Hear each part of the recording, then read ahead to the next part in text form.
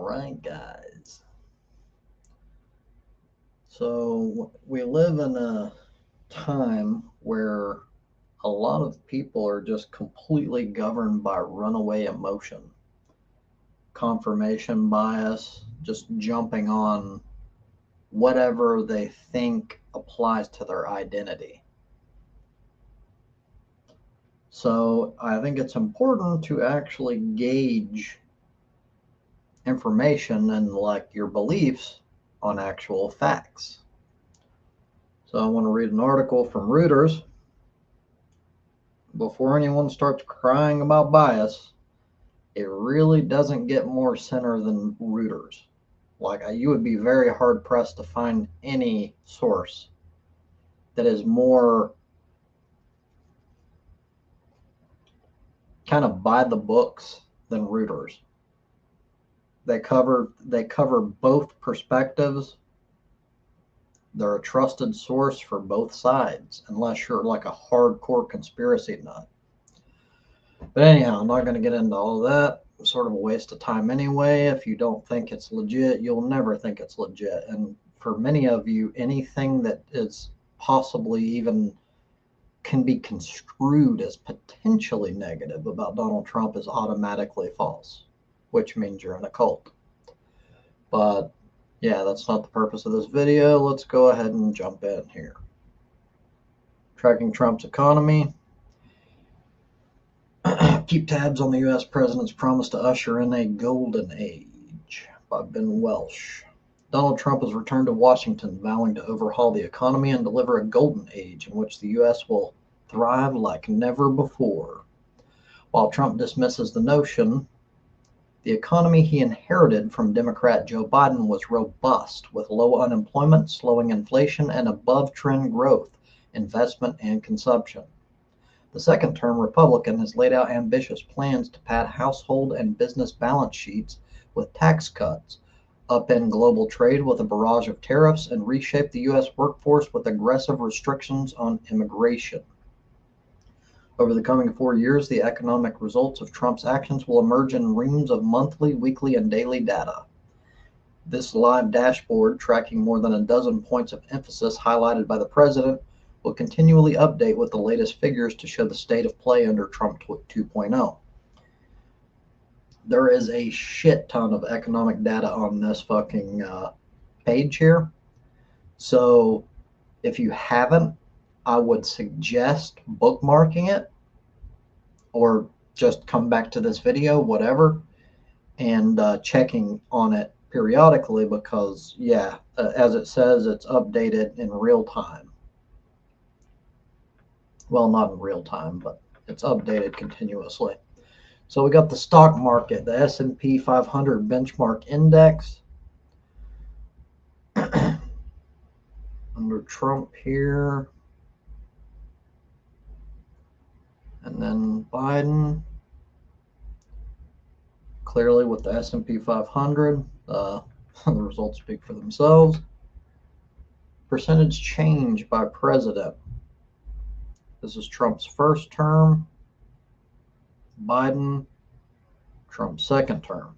Of course, it's only the beginning of Trump's second term.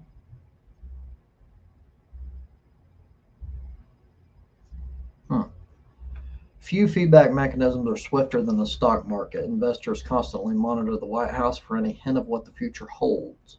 When they're bullish about the outlook, investors bid up stock prices in anticipation of bigger corporate profits. Using the Standard & Poor's 500 index as a benchmark will track how Trump's second run compares with Biden's 4 years and Trump's first term. Cost of living. This is year-over-year inflation of consumer prices. First term,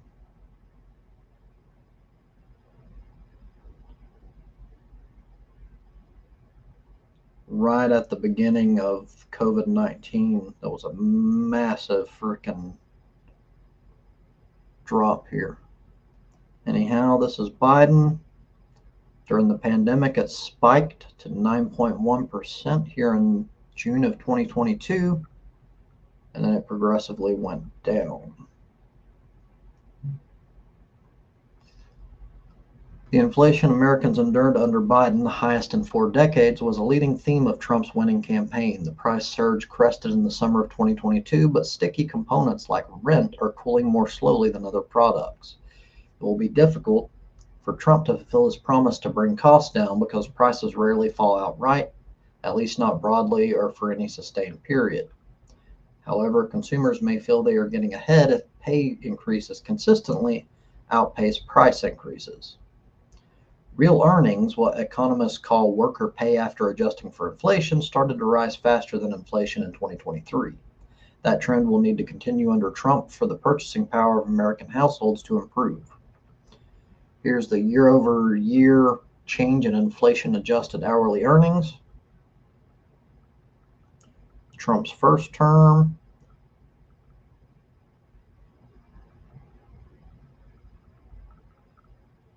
Biden.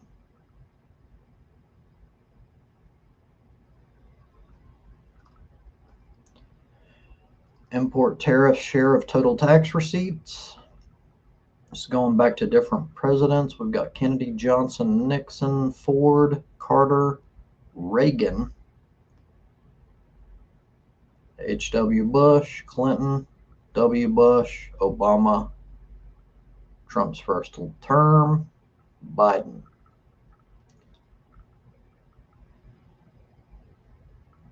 Yeah, it seems like Trump is a fucking massive import tariff person. And as we can gauge by the economy, it does not have a positive outlook on economic growth, as I've covered.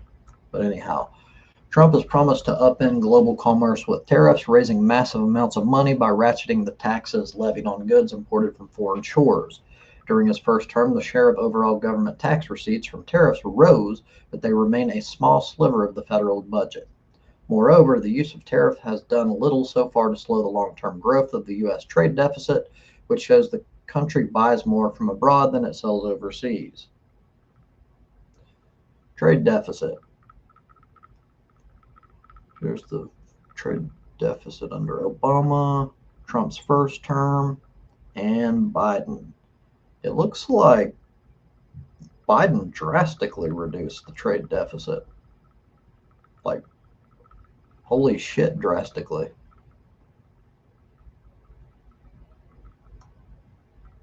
Interesting. Jobs. Here's the unemployment rate. Kind of here at beginning of 2019, it was at like 3.9, 3.8%. Of course, it spiked upward during the beginning of the COVID-19 pandemic, started going down toward the end of Trump's first term. Then we've got Biden, where it continually went down. The unemployment rate, which reports how many American workers are without a job, is a key sign of the economy's health. During Trump's first term, the jobless rate ground down to its lowest since the Richard Nixon administration, only to leap to historic highs briefly when the COVID-19 pandemic shuttered businesses during his last year in office. Steady job growth under Biden has handed Trump an employment market similar to the one he oversaw before the pandemic. Trump supporters and detractors will be closely watching the monthly numbers on job creation and unemployment to gauge how his second administration is faring. Cumulative job growth.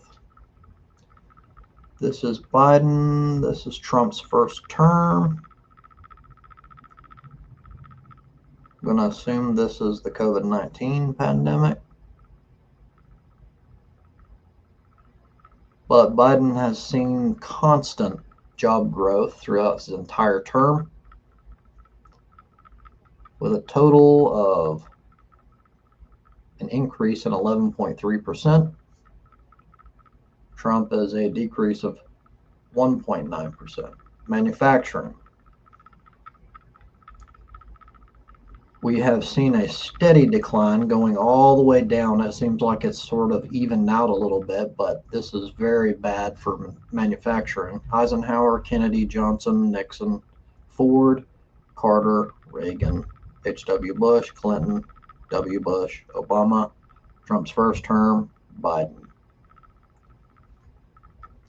In his inaugural address, Trump pledged that, thanks to his policies on trade and regulation, America will be a manufacturing nation once again. I want to go ahead and add in here that he claimed that he was going to save manufacturing in his first term, and he lost 200,000 of those jobs. So he definitely did not fulfill that promise. We'll see if he does on this second term. My guess is it's going to be exactly the same. It's going to be a big loss of manufacturing jobs. Achieving that goal will require reversing decades of decline in the U.S. industrial sector. Both Trump and Biden oversaw modest increases in manufacturing jobs, but the sector has not kept pace with overall job growth. Cumulative growth of manufacturing jobs. Biden,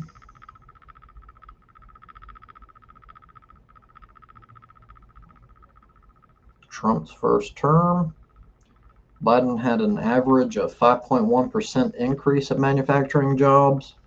Trump's first term had a loss of 1.5% on average. Trump said the domestic auto industry will lead his turnaround, revving up to a rate that nobody could have dreamt possible just a few years ago. As Trump returned to the Oval Office, U.S. car and light truck production was not far off from the rate that prevailed under his first presidency, but was below the industry's most productive years. Here's the production of cars and light trucks.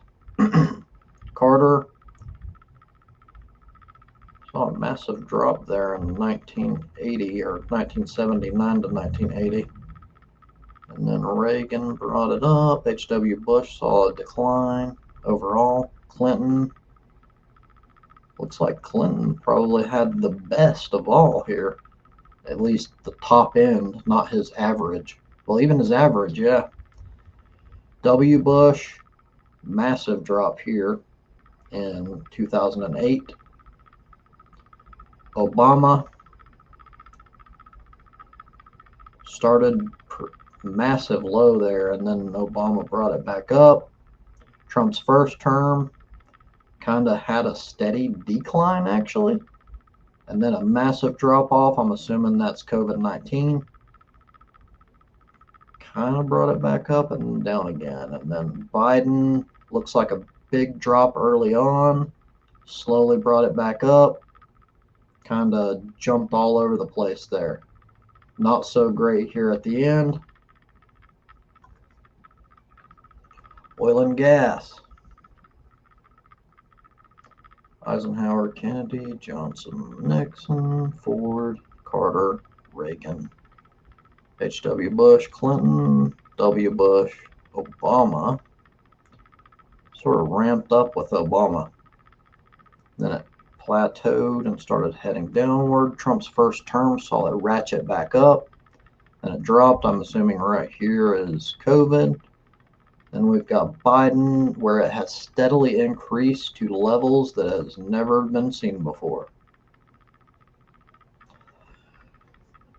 Which is weird that he ran on this energy deal when we're like energy independent, or we were energy independent under Biden for the first time ever, as if it were like a problem. It's weird. Lying as usual. Trump's other ambitions include tapping the liquid gold under our feet, crude oil, and drill baby drill. Domestic drillers have produced increasing amounts since an upsurge starting under President Obama, and production was at a record when Trump retook the White House. He contends that reducing environmental regulations and further ramping up fossil fuel production will propel the economy by expanding exports and lowering the price drivers pay at the pump. The real cost to the consumer can be tracked by adjusting the retail price for shifts in prices and earnings. As Biden left office, that was back to about where it was under Trump before the pandemic hit. Gas prices adjusted for inflation and wage growth. Carter, Reagan, H.W. Bush, Clinton, W. Bush, Obama. Trump's first term, Biden, saw a massive, pretty big hit here in 2022, and then it's been steadily declining. It does look like, at least during Trump's first term, gas prices were relatively low, adjusted for inflation and wage growth. Trump's inaugural address also included a promise to fill the U.S. emergency stores of oil right to the top. The U.S. Strategic Petroleum Reserve is stored in underground caverns on the coastlines of Texas and Louisiana. In recent years, Biden siphoned off nearly half of the supply in a bid to counter rising fuel prices caused by Russia's 2022 invasion of Ukraine. The reserve last reached capacity under Obama in 2009. That does make sense. So, the invasion of Ukraine saw a massive rise, and Biden siphoned off nearly half of it. And more than likely, Trump is going to completely drop it all, because all he cares about is making himself look good. He don't think long term at all. Here's oil barrels in the Strategic Petroleum Reserve. Reagan, H.W. Bush, Clinton, W. Bush, Obama, Trump's first term, Biden. Here's the beginning of Trump's second term right there. That's all the information from this. Again, I would suggest following that page if you're curious to keep up to date with how things are going.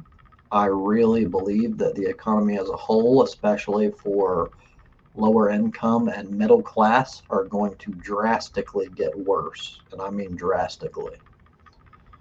So let me pull up another quick one. I'm going to provide the link to this, but I'm not reading all of this.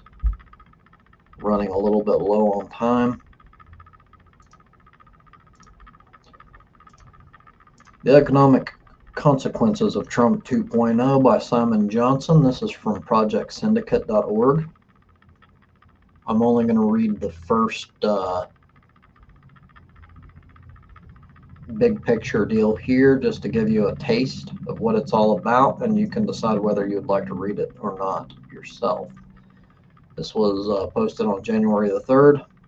The U.S. President-elect's signature policies will do almost nothing positive for less educated Americans or significantly improve the lives of most others. The rich will get richer, the richest will get a lot richer, and everyone else will contend with higher inflation, cuts to public services, and the effects of runaway deregulation. Thank you for your time.